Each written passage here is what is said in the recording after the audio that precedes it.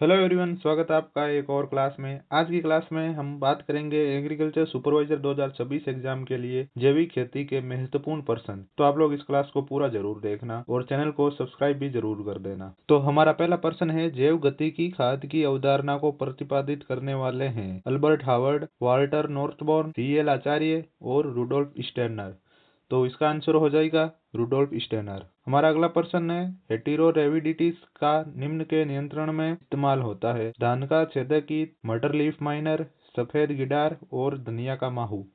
तो इसका आंसर हो जाएगा सफेद गिडार। हमारा अगला प्रश्न है, ट्राइकोग्रामा किलोनिस परजीवी का इस्तेमाल किसके नियंत्रण में होता है। ऑप्शन ए कपास की सुंडी, ऑप्शन बी सफेद मक्खी, ऑप्शन सी माहू, ऑप्शन डी थ्रिप्स। तो इसका आंसर हो जाएगा ऑप्शन ए कपास की सुंडी। हमारा अगला प्रश्न है, बेसिलस thuringiensis का इस्तेमाल निम्न के नियंत्रण में होता है। Diamond bag moth, fruit sucking moth, thrips, माहू। तो इसका आंसर हो जाएगा ए डायमंड बैग मोथ। अगला प्रश्न है, कीट फेरोमोन किसको आकर्षित करता है। नर मोथ को, मादा मोथ को, लार्वा, अंडा। तो इसका आंसर हो जाएगा नर मोथ को।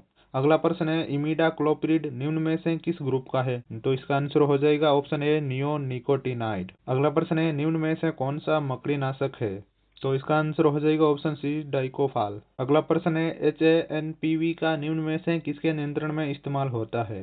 तो इसका आंसर हो जाएगा ऑप्शन बी होलिकोवर्पा आर्मीजेरा। अगला प्रश्न है, कौन सी मुक्त रहने वाली जीवाणु प्रजाति मृदा में नाइट्रोजन फिक्स करते हैं। बेसिलस प्रजाति, एजेक्टोबैक्टर प्रजाति, स्यूडोमोनास प्रजाति, स्ट्रेप्टोकोकस प्रजाति।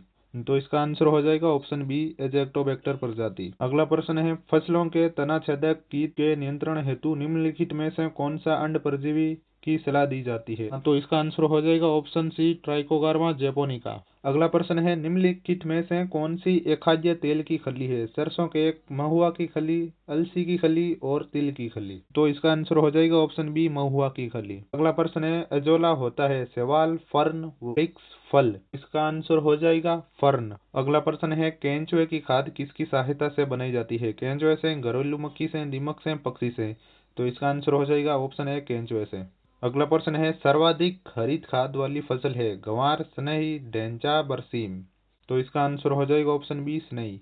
अगला प्रश्न है, अच्छी सड़ी हुई गोबर की खाद में नाइट्रोजन की मात्रा होती है। तो इसका आंसर हो जाएगा 0.5%। निम्न में से कौन सा मुक्त जीवित नाइट्रोजन फिक्सिंग माइक्रोब नहीं है। तो इसका आंसर हो जाएगा ऑप्शन बी राइजोबियम। लाइकेन किस वायु संदूषक के प्रति संवेदनशील होते हैं। तो इसका आंसर हो जाएगा ऑप्शन बी SO2। यदि किसी रसायन पर 35 EC लिखा है तो 100 ग्राम सक्रिय तत्व के लिए कुल मात्रा लगभग होगी। तो इसका आंसर हो जाएगा 285 ml। आधुनिक जैविक कृषि के जनक है। तो इसका आंसर हो जाएगा अल्बर्ट होवार्ड। राष्ट्रीय जैविक खेती केंद्र कहाँ स्थित है। गाजियाबाद, हैदराबाद, जयपुर, भरतपुर। तो इसका आंसर हो जाएगा ऑप्शन है गाजियाबाद। अगला प्रश्न है, बरसीम में नाइट्रोजन स्थिरीकरण के लिए कौन सा जीवाणु उत्तरदायी है। तो इसका आंसर हो जाएगा ऑप्शन सी राइजोबियम पेरिफोलाई। अगला प्रश्न है, उड़द मूंग द्वारा मिट्टी में कितने किलोग्राम नाइट्रोजन प्रति हेक्टेयर का स्थिरीकरण होता है। तो इसका आंसर हो जाएगा 50 से 55। और आज की क्लास का हमारा लास्ट प्रश्न है, एजेटोबैक्टर है। तो इसका आंसर हो जाएगा ऑप्शन सी मुक्त जीवित नाइट्रोजन स्थिरीकरण जीवाणु।